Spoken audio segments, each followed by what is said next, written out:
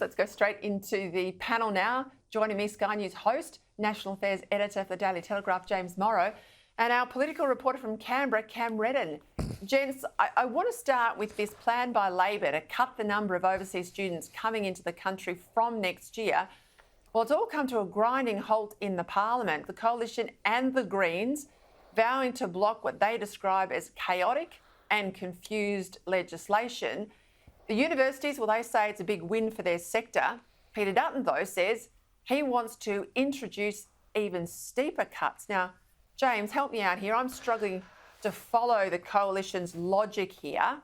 They say they want cuts to student numbers. Then they say we can't support the bill because the bill isn't tough enough. Why not fix the bill rather than block it? What am I missing? Yeah, look, I think you've pretty much summed it up here.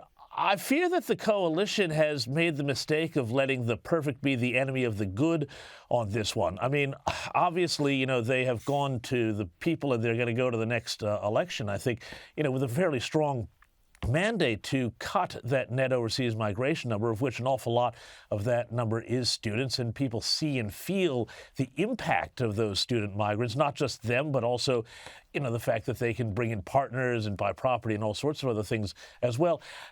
They feel like this has kind of become this sort of backdoor way into Australia, and there's a kind of a general sense, I think, in the community that there are an awful lot of tertiary institutions that have become kind of migration agencies with a bit of diploma on the side here as a side business. And I think people are kind of sick of it.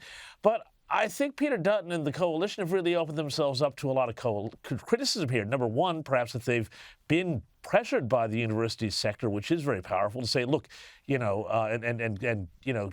the position that they have. But also, I think it blunts the Coalition attacks on Labor that Labor would do deals with the Greens in a minority government if they've just gone and done, well, essentially a deal with the Greens and agreed with the Greens, on this particular piece of legislation. I just don't see why you wouldn't go with it at the same time saying Labor is being really weak. We're going to go with this, and when we get back into office, we're going to go even harder.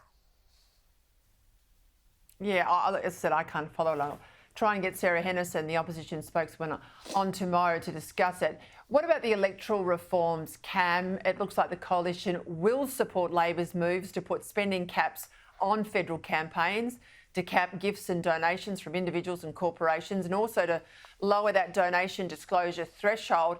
I suspect the Teals won't like it. Where are we up to?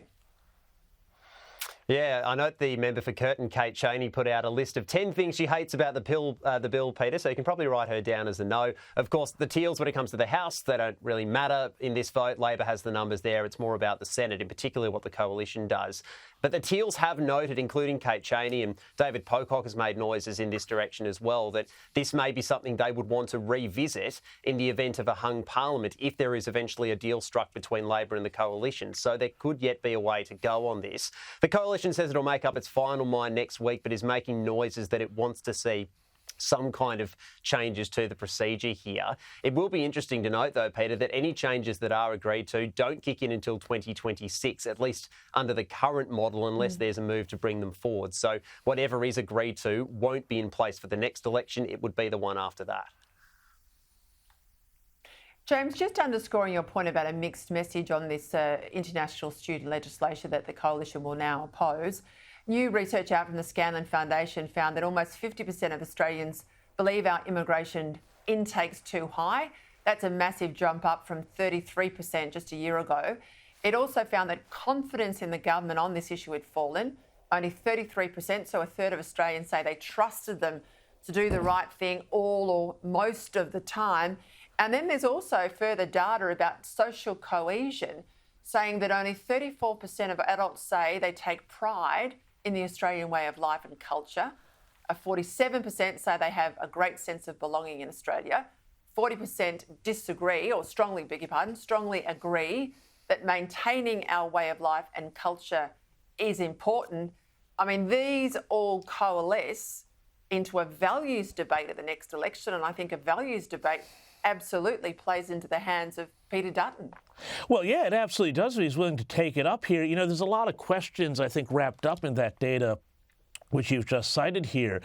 Peta. And it's interesting, that stuff about, what they call social cohesion, but really it's about how proud do you feel and how connected do you feel to being an Australian, and to this country. And I think part of this goes to the fact that we've got a very high migration rate at the moment, historically incredibly high. At the same time, it's interesting because it feels to me like Australia does a very poor job of turning migrants into Australians. They're very good at saying, come here and be part of the multicultural fabric, but keep doing what you're doing. And, having just spent 3 weeks back in the United States, where I come from, I feel like the United States does this idea of, turning legal migrants into Americans far, far better than we do. And then when you pair this with a couple of other issues, number one, obviously everything that's fallen out in the last year from the horrors of October 7th and the way that conflict has played itself out in our streets and in our suburbs has been horrific and frayed that social cohesion. But then, of course,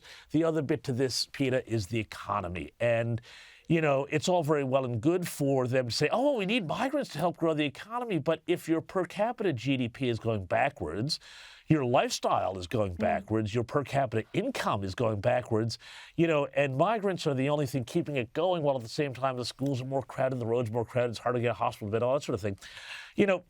It is a perfect storm of fraying that social cohesion. I think look at places like Canada, where even Justin Trudeau have gone and said, we've got to put the brakes on it because it's gotten out of control.